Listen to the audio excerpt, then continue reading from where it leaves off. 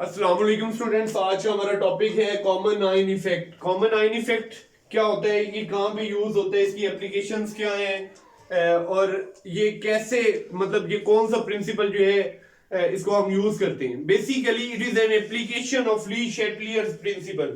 सो common ion effect जो है ये एप्लीकेशन है ली शैटलियर्स प्रिंसिपल की। आपने ली शैटलियर्स प्रिंसिपल जो है वो पढ़ा हुआ है, इस वजह से यहाँ पे इसको जो है वो फर्दर डिटेल में बताने की जरूरत नहीं है।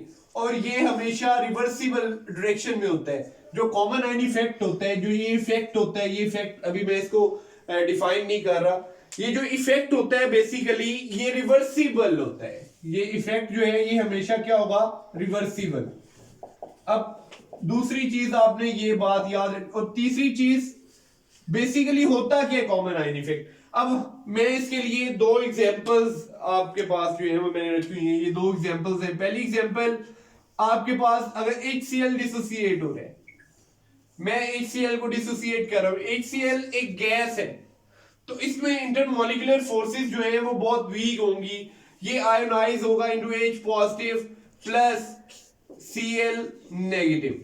अब ये मैंने बाद में, अब मेरे पास पहले से एक और सॉल्यूशन मौजूद है जो NaCl का सॉल्यूशन है। NaCl सॉलिड, ये कन्वर्ट होता है इनटू Na पॉजिटिव और Cl नेगेटिव, ये दो आयंस बनते हैं। अब बेसिकली मेरे पास पहले एक ही सॉल्यूशन है, फर्ज करें ये NaCl ही है, हम मेरे पास इसका सॉल्यूशन है, ये सॉल्यूशन नंबर 1 है। अब क्योंकि NaCl सॉलिड है तो यहां पे जो इंटरमॉलिक्यूलर फोर्सेस हैं वो बहुत स्ट्रांग है। यहाँ पे इंटरमॉलिक्यूलर फोर्सेस और इंट्रामॉलिक्यूलर फोर्सेस ये दोनों बहुत स्ट्रांग है। इंट्रामॉलिक्यूलर फोर्सेस होती हैं द फोर्सेस बिटवीन आयंस और बिटवीन एटम्स, इनको आप केमिकल फोर्सेस भी कहते हैं, और इंटरमॉलिक्यूलर फोर्सेस को आप फिजिकल फोर्सेस कहते हैं। तो सॉलिड्स में ये दोनों तरह की फोर्सेस जो है ये क्या होती हैं, स्ट्रांग होती हैं। NaCl एक सॉलिड है तो उसमें स्ट्रांग होंगी। HCl एक गैस है। अब पहले मेरे पास फर्ज करें सिर्फ NaCl का सॉल्यूशन है, मैं यहाँ पे एक जो है वो फ्लास्क बना लेता हूँ, एक बीकर बना लिया मैंने। फर्ज करें ये मेरे पास सॉल्यूशन जो है वो NaCl का है, ये जो रेड ब्लैक जो है वो पॉइंटर से, ये NaCl का सॉल्यूशन है। अब मैंने इसके अंदर पहले ये अकेला था तो ये 100% डिसोसिएट हो रहा था, ये आयोनाइज हो रहा था 100%, इसकी डिसोसिएशन 100% थी। जब ये अकेला था कोई कंपटीशन नहीं था।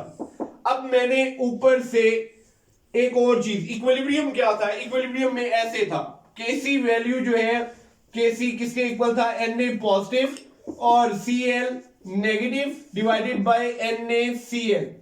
अब Kc इसके इक्वल है। अब मैंने क्या किया, मैंने इसके अंदर HCl डाल दिया। HCl ने क्या प्रोवाइड किया है, Cl। HCl ने Cl नेगेटिव प्रोवाइड किया। ये Cl नेगेटिव यहां पे कॉमन आयन है। अब ये कॉमन आयन क्या करेगा, अब ये कॉमन आयन जो है वो इसकी Kc में भी ऐड हो सकते हैं, इसकी Kc में भी ऐड हो सकते हैं।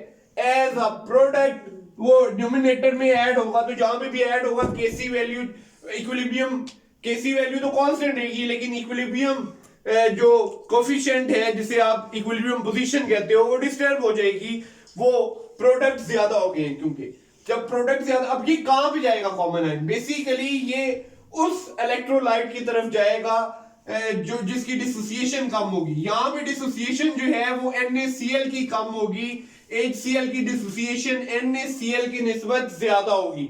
उसकी वजह क्या है, NaCl सॉलिड है, इसमें ये फोर्सेस स्ट्रांग है, और HCl गैस है, इसमें ये फोर्सेस वीक है। ये आसानी से डिसोसिएट होता है HCl। NaCl बनिस्बत HCl के आसानी से डिसोसिएट नहीं होता, आयोनाइज नहीं होता। इस वजह से हम NaCl को जो है वो कॉमन आयन इफेक्ट के तरीके से जो वो क्या करते हैं, इसको अलग करते हैं, इसको क्रिस्टलाइज करते हैं। ये एक ऐसा सॉल्ट है जिसे आप क्रिस्टलाइजेशन के प्रोसेस से जो है वो आप इसको जो है वो प्योरीफाई नहीं कर सकते। इसके लिए आपको कॉमन आयन इफेक्ट चाहिए, क्योंकि NaCl की सॉलिबिलिटी जो है वो टेम्परेचर के साथ चेंज नहीं होती, इसकी सॉलिबिलिटी 0 डिग्री सेल्सियस पे भी होती है और 100 डिग्री सेल्सियस पे होती है। यहाँ पे कॉमन आयन जो है वो उसकी केसी में उस जो है वो सब्सटेंस की केसी में ऐड होगा जिसमें ये दोनों तरह की फोर्सेस जो है वो स्ट्रांग होंगी। तो यहाँ पे स्ट्रांग फोर्सेस जो है वो NaCl में, तो यहाँ पे क्लोराइड आयंस जो है वो ऐड होते जाएंगे। जब क्लोराइड आयंस जो है वो इधर ऐड होंगे तो इधर क्लोराइड आयंस जो है वो ज्यादा हो जाएंगे, इक्विलिब्रियम पोजीशन डिस्टर्ब होगी, रिएक्शन प्रोसीड करेगा बैकवर्ड डायरेक्शन में और ज्यादा से ज्यादा NaCl सॉलिड स्टेट में बनेगा जो सेटल डाउन हो जाएगा। तो यहाँ पे ये फिनोमिना हो रहा है, HCl नहीं बनता, सारे का सारा जो HCl टूटता है उसमें से जो क्लोराइड्स हैं वो सारे के सारे जो है वो ऐड हो जाते हैं NaCl की केस में। अब बेसिकली इसकी आयोनाइजेशन या इसकी डिसोसिएशन को HCl ने सप्रेस कर दिया है, कम कर दिया है, डिक्रीज कर दी है। कैसे डिक्रीज किया? पहले इसकी आयोनाइजेशन ज्यादा थी जब ये अकेला था, अब आपने HCl ऐड की है। HCl में कॉमन आयन है जो क्लोराइड है, ये HCl में भी है और NaCl में भी है। ये क्या करेगा? HCl की एडिशन से NaCl की जो आयोनाइजेशन है, जो उसका एबिलिटी है आयोनाइज होने की या डिसोसिएट होने की, टूटने की into Na positive and Cl negative, वो कम हो जाएगी। ठीक है, जिससे Na सॉलिड जो है वो आपको मिलेगा और वो सेटल डाउन हो जाएगा। अब ये जो है मैंने आपको पहले बताया कि NaCl जो है वो क्रिस्टलाइजेशन के प्रोसेस से जो है वो आप नहीं कर सकते उसको प्योरीफाई। उसके लिए आपको क्या यूज करना पड़ेगा? Common ion effect. Common ion effect इस वजह से वो वाले ममालिक जहां पे जो मिनरल सॉल्ट है वो बहुत कम है, मिनरल की फॉर्म में मिल रहा है, लाइक NaCl जो है वो बहुत कम है, जैसे पाकिस्तान में तो बहुत ज्यादा है, इस वजह से बहुत सस्ता है। लेकिन ऐसे ममालिक जहां पे ये बहुत महंगे है, आप सी से हासिल करते हो, तो सी में और भी बहुत से सॉल्ट्स हैं जिनकी सॉलिबिलिटी जो है वो डिफरेंट टेम्परेचर पे डिफरेंट होती है, लेकिन वहां पे NaCl का मसला ये है कि उसकी सॉलिबिलिटी जो है वो कांस्टेंट रहती है। इस वजह से इंडिया में आपको सॉल्ट जो है वो बहुत महंगा मिलता है, क्योंकि वो कॉमन आयन इफेक्ट से प्योरीफाई होके जो है वो आता है, वो एक महंगा तरीका है। क्रिस्टलाइजेशन का प्रोसेस जो है वो सस्ता है। हमारे यहाँ रॉ जो है वो टेबल सॉल्ट भी है, वो आप यूज कर सकते हो उसको पीस के, या उसको प्योरीफाइड फॉर्म में, मोस्ट प्योरीफाइड फॉर्म में आयोडाइज्ड सॉल्ट जो है वो होता है। अब यहाँ पे मैंने आपको बताया कि क्या होती है बेसिकली कॉमन आयन इफेक्ट क्या होता है। एक इलेक्ट्रोलाइट, ये दोनों इलेक्ट्रोलाइट है, मैंने आपको लास्ट जो लेक्चर्स हैं उनमें बताया था कि इलेक्ट्रोलाइट क्या होता है। इलेक्ट्रोलाइट ये ऐसा सब्सटेंस होता है जो आयंस में चेंज हो जाता है, और जब वो आयंस में चेंज होता है तो वो इलेक्ट्रिसिटी को कंडक्ट करवाता है। तो ये दोनों सब्सटेंसेस इलेक्ट्रोलाइट है।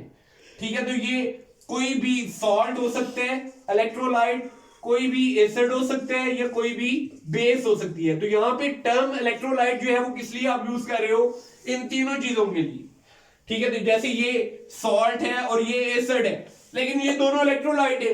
क्योंकि ये इलेक्ट्रोलाइट क्यों है? क्योंकि ये आयंस में चेंज हो जाते हैं और कंडक्ट करते हैं इलेक्ट्रिसिटी। ठीक है, अब इनकी एबिलिटी आयंस में चेंज होने की डिफरेंट है। HCl की एबिलिटी बहुत ज्यादा है, NaCl की बनिस्बत HCl बहुत कम है। इस वजह से जब आप ऐसे सोल्यूशन में जिसमें जो NaCl का है उसमें आप ऐसा जो है वो कोई सब्सटेंस ऐड करते हो जिसमें कॉमन आयन हो, जैसे HCl है, तो फिर वो क्या करेगा? वो NaCl की सॉलिबिलिटी को कम कर देगा, डिक्रीज कर देगा। ये सॉलिबिलिटी NaCl की जो है वो डिक्रीज, अब ये वीक इलेक्ट्रोलाइट है, वीक इलेक्ट्रोलाइट की सॉलिबिलिटी डिक्रीज हो गई, और स्ट्रॉन्ग इलेक्ट्रोलाइट की वजह से, स्ट्रॉन्ग इलेक्ट्रोलाइट में बेसिकली क्या चीज है जिसने डिक्रीज की? Common ion. यहां पे कॉमन आयन क्लोराइड आयन है। तो आयोनाइजेशन में कमी हो जाना किसी भी वीक इलेक्ट्रोलाइट की by adding a common ion from outside is known as common ion effect. NaCl बड़ी इंपॉर्टेंट एग्जांपल है, इसकी और बहुत सारी एग्जांपल्स हैं। जैसे आपके पास KClO3 एक वीक इलेक्ट्रोलाइट है, ये एक वीक इलेक्ट्रोलाइट है एज कंपेयर टू, आप अगर इसे कंपेयर करो KCl के साथ, तो आप KClO3 का सोल्यूशन बनाते हो, जब वो अकेला होता है सोल्यूशन की फॉर्म में तो उसका कोई कंपटीशन नहीं होता, कोई दूसरा उससे स्ट्रॉन्ग इलेक्ट्रोलाइट नहीं होता, इस वजह से वो फुली डिसोसिएटेड होते हैं टू के positive and ClO3 negative ions. लेकिन जैसे ही आप KCl उसके सोल्यूशन में डालते हो तो KCl जो है उसकी आयनाइजेशन जो है, क्योंकि ये स्ट्रॉन्ग है एज कंपेयर टू KClO3, तो ये कन्वर्ट हो जाते हैं इनटू के पॉजिटिव एंड Cl नेगेटिव। यहां पे कॉमन आयन पोटेशियम आयन है जो किसकी केसी में ऐड हो जाता है, KClO3 की केसी में। KClO3 जो है वो प्रेसिपिटेट उसके बन जाते हैं और उसको आप जो है वो अलग कर लेते हो। अब बड़ी इंपॉर्टेंट ये शॉर्ट क्वेश्चन है, बहुत इंपॉर्टेंट, कि कॉमन आयन इफेक्ट की जो एप्लीकेशन है इन सॉल्ट एनालिसिस। आप सेकंड ईयर में सॉल्ट एनालिसिस पढ़ोगे, एसिडिक रेडिकल्स हैं और फिर बेसिक रेडिकल्स हैं, ठीक है। तो एसिडिक और बेसिक रेडिकल्स की जो है वो आप सॉल्ट्स और फिर उनकी जो है वो आप एनालिसिस करोगे, ठीक है। तो ये बेसिकली सॉल्ट एनालिसिस में शामिल। तो सॉल्ट एनालिसिस में इनकी बड़ी इंपॉर्टेंट एप्लीकेशन है कॉमन आयन इफेक्ट की। अब ग्रुप 2 की जो बेसिक रेडिकल्स हैं, ग्रुप 2 बेसिक रेडिकल्स, इनको डिटेक्ट करने के लिए आप यूज करते हो दो चीजों का मिक्सचर। दो सॉल्यूशन बेसिकली आप बनाते हो, दो सॉल्यूशंस का मिक्सचर यूज करते हो। एक है HCl और एक है H2S। H2S जो है वो वीक इलेक्ट्रोलाइट है और HCl जो है वो स्ट्रॉन्ग इलेक्ट्रोलाइट है, ठीक है। अब क्या होगा, यहां पे HCl डिसोसिएट होगा इनटू H पॉजिटिव और Cl नेगेटिव, जबकि H2S डिसोसिएट होगा into 2H positive and S2 negative. अब यहां पे क्या होगा, हाइड्रोजन आयन जो है ये कॉमन आयन है, ये क्या करेगा, ये किसकी केसी में ऐड होगा, वीक इलेक्ट्रोलाइट की केसी में, जिससे बहुत ज्यादा H पॉजिटिव और S2 नेगेटिव सल्फाइड आयन और हाइड्रोजन आयंस मिलकर दोबारा से क्या बनाएंगे, H2S। इस वजह से यहां पे जो सल्फाइड आयंस हैं उनकी लो कंसंट्रेशन होगी, बहुत कम कंसंट्रेशन। ये आपने याद रखना है, एक दफा दोबारा देखें। बेसिकली वीक इलेक्ट्रोलाइट कौन से, H2S। स्ट्रॉन्ग इलेक्ट्रोलाइट कौन से, स्ट्रॉन्ग इलेक्ट्रोलाइट को मैं रेड से इंसर्कल कर देता हूं, HCl है। तो यहां पे कॉमन आयन है H positive, hydrogen ion common है। अब यहां पे क्या होगा, क्योंकि वीक इलेक्ट्रोलाइट की आयनाइजेशन कम होनी है, तो फिर वीक इलेक्ट्रोलाइट जो है उसमें उसके आयंस आपस में मिलकर रिवर्सिबल रिएक्शन करेंगे और क्या बनाएंगे, H2S, जिससे सल्फाइड आयन जो है वो सॉल्यूशन में बहुत कम बच जाएंगे। ये जो लो कंसंट्रेशन बचेगी आपको, आपके पास सल्फाइड आयन की, से आप यूज करते हो to detect group 2 basic radicals. Group 2 के बेसिक रेडिकल्स को डिटेक्ट करने के लिए आप इसे यूज करते हो। और ग्रुप 3 के बेसिक रेडिकल्स को भी यूज आप कॉमन आयन इफेक्ट जो है वो उसकी मदद से करते हो। ग्रुप 3 के बेसिक रेडिकल्स, ग्रुप 3 के बेसिक रेडिकल्स के लिए आप बेसिकली क्या यूज करते हो, NH4OH और NH4Cl, इनका मिक्सचर। NH4OH जो है वो कन्वर्ट होता है NH4 पॉजिटिव में और OH नेगेटिव में, NH4OH कन्वर्ट हो जाएगा, और NH4Cl जो है वो कन्वर्ट होगा NH4 पॉजिटिव और Cl नेगेटिव में।